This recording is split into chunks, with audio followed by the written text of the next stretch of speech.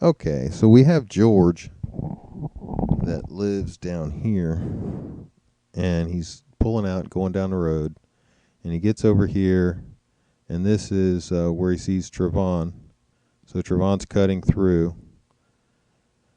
and he goes on by. Apparently, their eyes meet, and Trayvon is walking this way as George passes.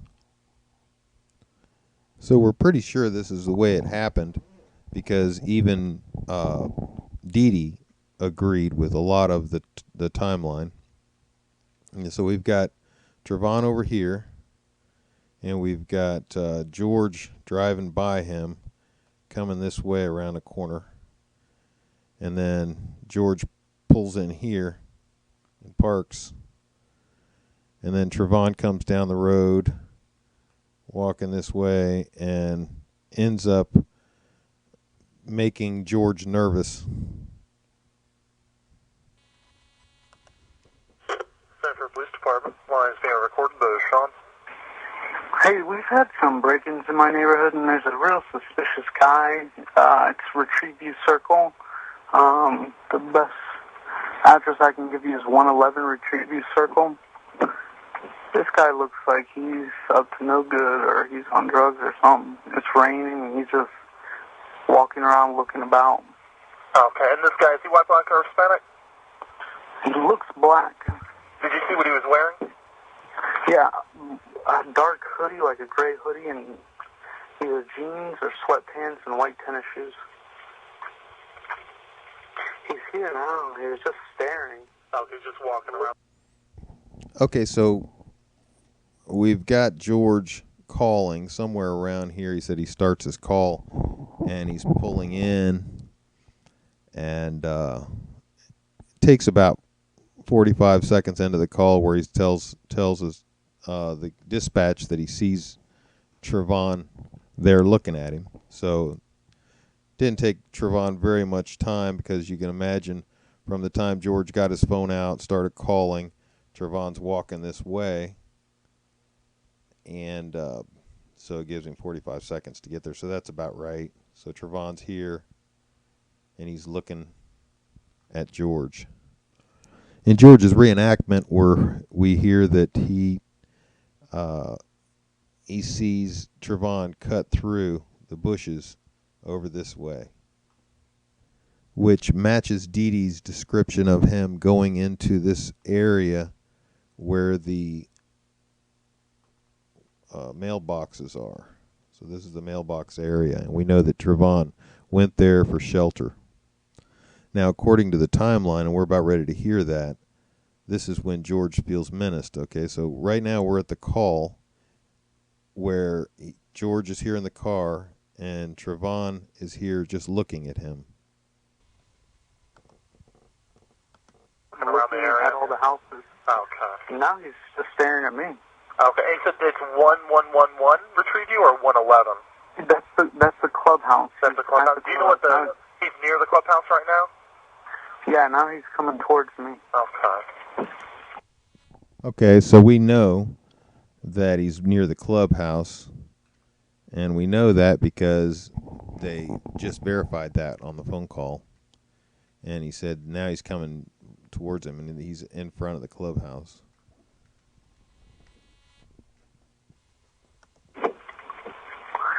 He's got his hand in his waistband. Yeah, he's a black male. Okay. How old would you say he He's looks? got a button on his shirt. Late teens. Late teens, okay. Something's wrong with him. Yeah. He's coming to check me out. He's got something in his hands. I don't know what his deal is. Okay, just let me know if he does Get an anything, officer okay? over here. Yeah, we got him on the way. Just let me know if this... Okay, so we hear another 45 seconds goes by from the time he sees Trayvon until the time until I stop that tape. So something's going on at that time. So either George misremembered being here or misremembered being here, which doesn't matter because, of course, that's misremembering doesn't affect the case. And if it doesn't affect the case, it's immaterial. And, a lot of people have a hard time understanding what material is to a case. And that would be immaterial because, it doesn't have any effect on the case one way or another. Okay, so in my timeline, and this is what I'm showing with the call, is that George is parked here and Trayvon is here for about 45 seconds of time from the time he sees him first there and he says to the dispatcher, he's here now, just looking at me. So from that time until where I cut off the tape just now, this has been Trayvon around the car. Here in a few seconds, what we're going to see is Trayvon is going to go over here, and George is going to lose sight of him because of the building, because of the bushes, the trees, the building. So as he loses sight of him, this is when he's going to start up his car, or he's going to back out of the position, and we'll hear it go into gear, and he'll go around this corner. And we do hear him talk about that in his reenactment, which I'm not going to provide right now, but you can see it in his reenactment where he talks about going around this corner. As he goes around the corner here, he's not going to be able to see Trayvon because Trayvon's inside the little area where the mailboxes are. And you'll hear him giving directions to where he's going to be because he's been there before. He parks over here. So when he goes around, when he pulls out of the parking area and backs out and then goes this way, you're going to see him explaining the directions, and he's going to assume the cops are coming in through this entrance here. So he's telling them, come on straight on through, don't turn here, go straight on, and you'll turn left, but it's like as if you're going straight, but you're really turning, you bear left. And he was trying to describe that to the dispatch. And as he's doing it, Trayvon can see him. So right here, they're very close together. In fact, they're right next to each other, but George doesn't know it. So as George drives by, my opinion is Trayvon leaves this area and goes across and cuts along the side of these buildings as George is driving this corner. So Trayvon is kind of shadowing George along the side as he goes. And my assumption is Trayvon is running, or going as fast as the car is. So if you're walking, you probably wouldn't be able to keep up. So maybe I'm guessing the car is doing 5 or 6 miles an hour, and you could do that with a little jog. So here comes Trayvon. He's keeping up with George. George keeps moving down the road and then pulls into this area right here. And Trayvon, by the time George pulls in, Trayvon's already here beside him. George doesn't see him until after he passes out in front of his headlights, and now Trayvon is right in this area when George finally sees him. He's like, that's where they made contact, and then Trayvon goes this way around the building. And as he's going around the building, George is telling the dispatch that he's running. He goes, he's running. So you can hear at that point, you're going to hear George open his door and get out and go down this sidewalk. All right, so let's go ahead and listen to that. Okay. These assholes, they always get away. Okay, he's backing out. Yeah. When you come to the clubhouse, you come straight in and make a left. Actually, you would go past the clubhouse. Okay, it says on the left-hand side from the clubhouse? No, you go in straight through the entrance, and then you make a left. You go straight in, don't turn and make a left. Shit, he's running. He's running? Which way is he running? Down towards the other entrance of the neighborhood. Okay, which entrance is that he's heading to? So he just told him which direction he's running, and that's why I've always said, and most of the people that listen to me know that I've always said that Trayvon is already running down towards this back entrance at the time George is getting out of his car, and you can hear the car door open, and they ask him which direction he's running, and he said down towards the back entrance. And this is the back entrance for anyone that doesn't know. So when he said going towards the back entrance, he's going down this way. And George said that in his reenactment that Trayvon had turned that corner as he was getting out of his car. So that, and he also said that, in the beginning. So he's never changed any of that. So we know that Trayvon had all this head start. If Trayvon, some people say, well, he stopped and hid over here because he was afraid George was close. Well, he knows George wasn't close because he never saw George get out of his car. Trayvon ran around the corner, so Trayvon was around the corner by the time George was opening his door. So there's no way Trayvon could have been that nervous about it. So he's running down this way, and George is over here. By the time George gets out of his car and runs down here to the T, Trayvon's got to be down here somewhere towards the center, right? And if he's hiding, where's he hiding? Maybe he hid over here, maybe over here. But that's not where, where they found him. They found him up here in this little spot up here. I mean, what was he like, right there? If he's over there, why was he hiding right there? The only way he would have been hiding there is if he was waiting for George, giving him an opportunity to come out here so he could beat his ass. Maybe he saw him from over here when they first saw each other, and he said, "I'm gonna kick that honky's ass," looking at me like that. And then over here, he walked around his car and said, "What, you got a problem?" Because he saw him looking at him. He's like, "You looking at me?" And then over here, he walked around his car and said, "You looking at me? You got a problem?" And we heard him say it. I could hear it on the tape. So then he follows his car. George doesn't see him. He's going around the corner like, "Oh, man, I wonder where that guy went." And Trayvon's over here going, "That asshole's chasing me, following me. What the hell? I'm going to kick his ass." So Trayvon's like, "Come on out here." So he follows him. He runs out here and waits. If that's true, then we know that Dee Dee was lying, because Dee Dee said that he was by his house, and his house is over here.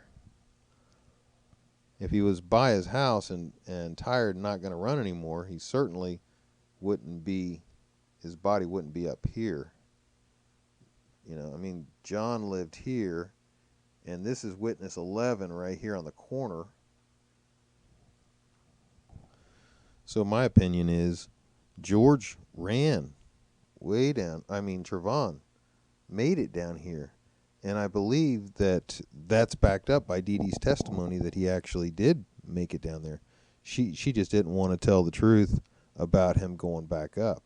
But she did say it. It slips out in her testimony, and I have that in a recording, and I'll bring that up later on. I'm not going to bring it up in this one, but I'm just showing you the timeline. You come up, he comes back up, and confronts George at the T. And the way we know that is witness 11 lives at the T, at the corner. And she heard the first conversation start up here. And then go from around the side of her house. Now, she has the best ear view because she can hear around that corner. She can't see because it's so dark. But at that point, all we're going by is sounds. So she could hear better than anybody else where it started, because she was the closest one. Then by the time it got down here in front of John's, then he had the best view and sounds. He could hear the best, not, his ability to hear was the best, and she even heard John out there saying something to them. So she corroborated George and John when she stated that she heard John down there telling them to stop. And of course, the very first night, everything that was said, everything that all the witnesses said was exactly why they didn't arrest George all that time, and why it took a special prosecutor, because the police refused and the DA refused. And a lot of people now that comment on my videos will say, oh, yeah, well, the reason the police refused is because they were biased or somehow racist. But there is no evidence of that. So if you say that, you're just biased yourself. Unless you've got some evidence, you're just saying it. The back entrance. Are you following him? Yeah. Okay, we don't need you to do that. Okay. So I'm sure you guys all heard that. He's like, he gets out of the car. You can hear the ding. You can hear. I'll play back the ding so you can hear it real clear. But just so I'm sure everybody can agree that he said okay after he was told, we don't need you to do that. So, and then you can hear that his breathing or the noise slows and stops almost, within about 10 seconds. So let's scroll back just a little bit here. Back entrance. Are you following him? Yeah. Okay, we don't need you to do that. Okay.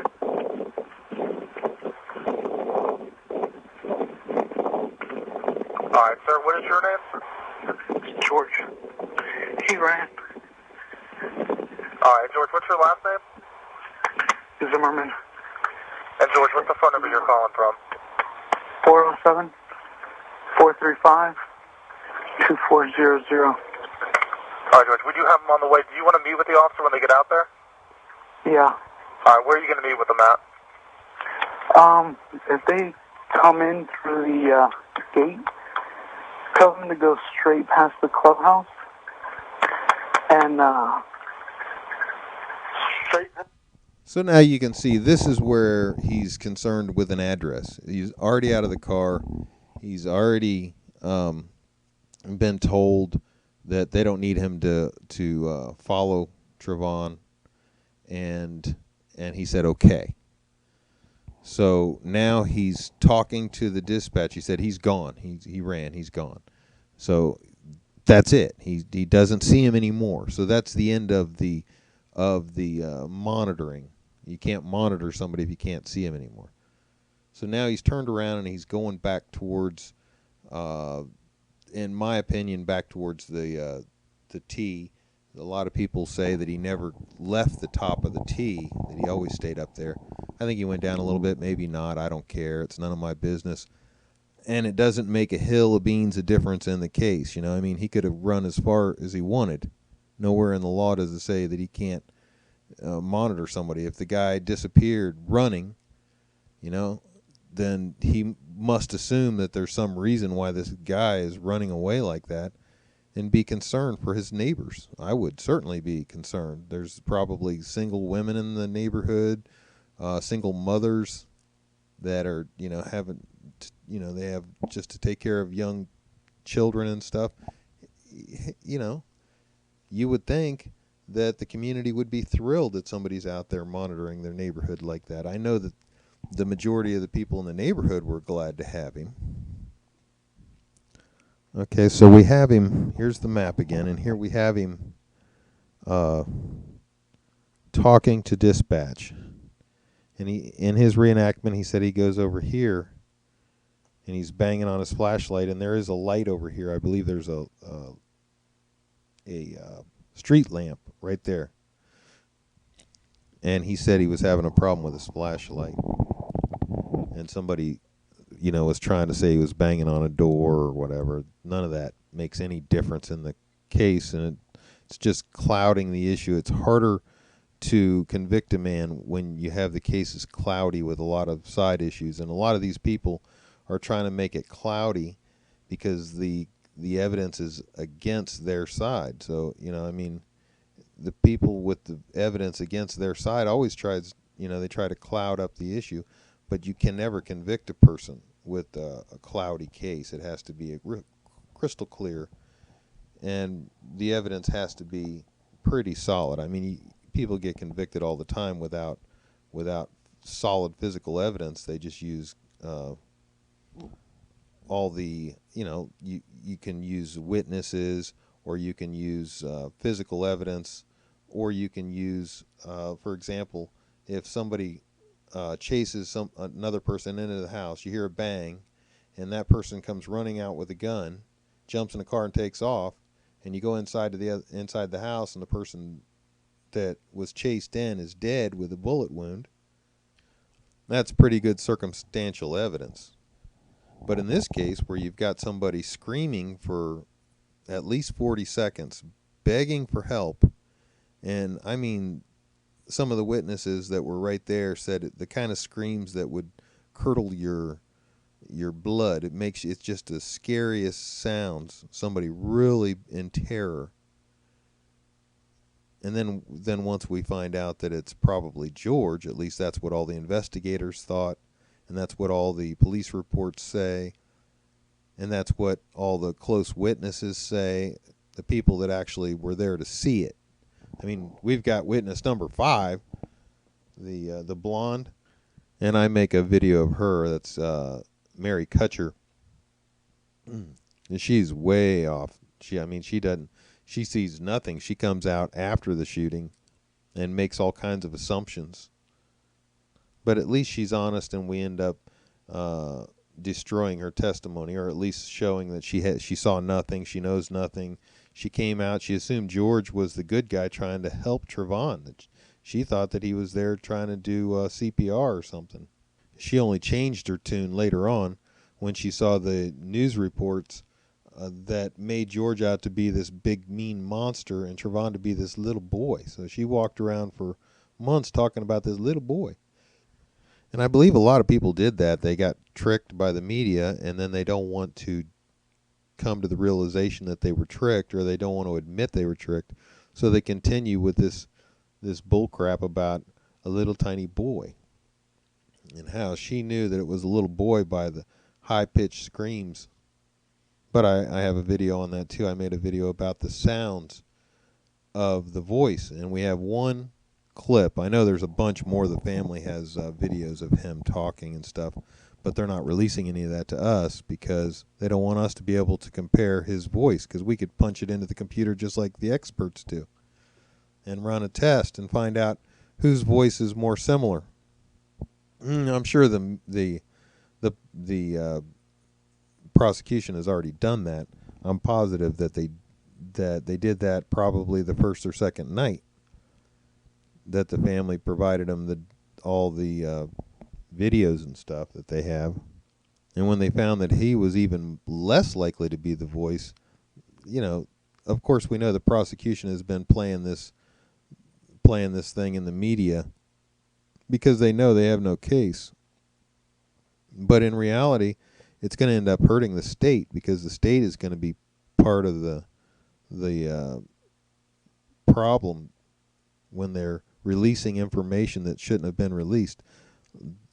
Negative things about George that in the long run are going to end up making the state have to pay. And Florida is a pay-as-you-go state. We don't borrow money. It's built into the Constitution. We don't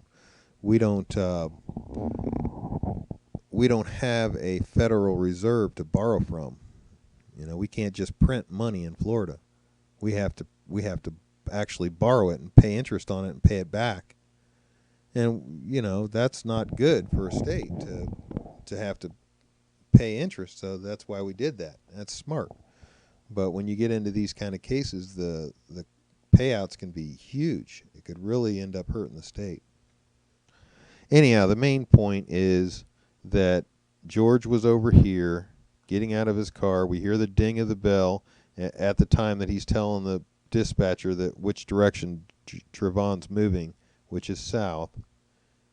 And we also know that Dee Dee said that he was near his house, that he wasn't going to run anymore. So if that's true, how did he get back up here? So either Dee Dee was lying about that, or Trayvon was lying about being near his house. Some people will say, well, near your house is relative. I mean, if you're coming from Wisconsin and going to Texas, and you're in Louisiana, then you definitely would be closer to Texas than you were, but you're still not near your home. But some people would say, "Oh yeah, well that's near," or you could say, "Well, I was at the store and now I'm 3 blocks away from my house in my car." That's all a waste of breath when you're walking and you're talking on the phone. When you say, "I'm not going to run anymore because I'm right near my house," that means I have nowhere else to run. There is nowhere else to go. I'm near my house now. If you're tired, you say, "I'm not going to run anymore." Well, if you're up here, let's say you're right there, right? And his house is down here. And he's tired. He ain't going to run no more. He's run all this way and he's down here. He's tired. I ain't running no more. Well, we know that didn't happen because the fight didn't happen here. It was way up there. And we also know that George didn't get out of his car until Trayvon was rounding that corner. So how did Trayvon get back up here to the top of the tee if he was running that way when George was getting out of his car? It's impossible. And this is what I'm saying, all that stuff. Well, the only reason I'm bringing all this up is to discuss the entire timeline. But we know that really what the stand your ground is going to focus on, the hearing, it's going to focus on that moment that George is on the ground. Everything before that time where George is laying on the ground screaming out for help is going to be completely unnecessary. It's not even going to be brought up. They're not going to talk about the bond hearing stuff. They're not going to talk about, so when they say, we just can't wait until we get George on the stand so we can just question him. Well, guess what? It's limited. When they get him on the stand, they can only question him as it relates to the case and the hearing at hand. They can't just start questioning everything and anything. They certainly can't ask him about his cousin when he was 8 years old. Right? The only thing they're going to be able to talk about are those things that matter to that particular hearing. And the only thing that mattered to that hearing is the question of whether his life was in danger. Was he afraid for his life at the moment that his head was hit on the concrete, that his nose was broken, that his eyes were full of blood? And we have the evidence of that. We have the evidence that Trayvon was on top. So we get all these people, well, what about the DNA evidence? And George was saying that he had his hands on his face and everything. Well, how come there's no DNA? Look, none of that matters, because what you're trying to say is somehow or another Trayvon didn't do that. But we have the witnesses showing Trayvon on top of George. All right? We've got the evidence of George's face busted up and his nose busted, or his nose and his back of his head. Right? So if you got that stuff as evidence, I mean, George wasn't busted up, and then Trayvon comes along and Trayvon's on top of George and he's busted up. So at that point, and I hear a lot of people, and I need to address it now because I'm not going to address it in comments. You guys can argue it between yourselves, but the question will come up: what if George attacked Trayvon and no one saw it? What if George was trying to apprehend Trayvon and no one saw it? Well, that's a good question, and it's a possibility that George did that. But from what we have, from the evidence we have, there is no evidence of that. And so, in all prosecutions, and as much as a lot of people that hate George and love Trayvon would wish it wasn't so, they want it to be this way for their own trial, and that is that the state has to prove beyond a reasonable doubt that something happened, and you can't do it just by saying, well, I think, or George is a liar, or it was a teenager, so George deserves to be locked up. Then you can say that, But that's not how our justice system works, and you'll be glad that our justice system doesn't work that way at the time that you need it. Past the clubhouse and make a left, and then they go past the mailboxes. You'll see my truck. Okay, what address are you parked in front of? I don't know. It's a cut through, so I don't know the address. Okay, do you live in the area? Yeah. What's your apartment number? It's a home. It's 1950. Oh, crap. I don't want to give it out loud. I don't know where this kid is. Okay, do you want to just meet with him right near the mailboxes then? Yeah, that's fine. So we know he doesn't. He's lost sight of him. He's talking all this time to the dispatch as he's walking around. You know, he said that he stayed up here and he walked all the way over here, and so he's over here. But he doesn't have the address yet, and so that's a whole nother issue, and it really doesn't matter to the case. There's a little more to the tape to be played. Let me go ahead and play a little more of it. But basically, at this point, Trayvon is out of view. All right, George, I'll let him know to meet you with you out there. Okay? Actually, could you have him call me and I'll tell him where I'm at? Okay, yeah, that's no problem. You need my number? You got it. Yeah, I got it. 407-435-2400.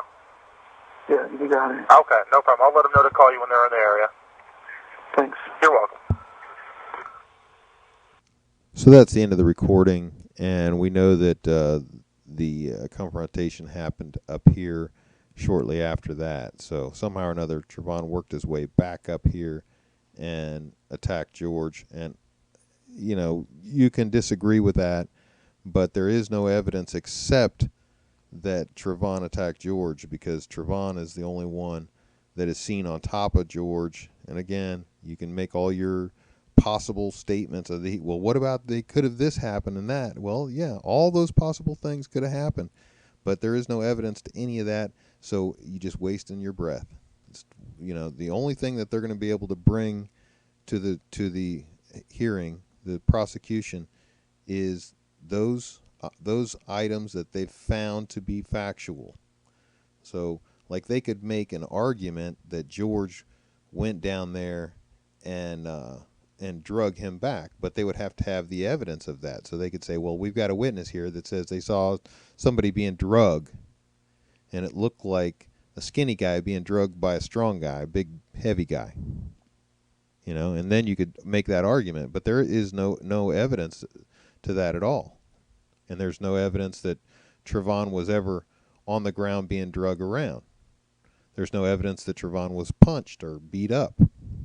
Anyhow, that's the end of the timeline. Everybody, you got the idea that George is getting out of his car. You hear the ding, and Trayvon's running around the corner. So that distance there is enough to give Trayvon, a 17-year-old football player, more than enough time to get down here, which is about probably a 40-second run for him from here to here. Especially, you know, running like a gazelle, he could probably do it in 30 seconds, but I'm just, you know, for the sake of argument, he made it down here.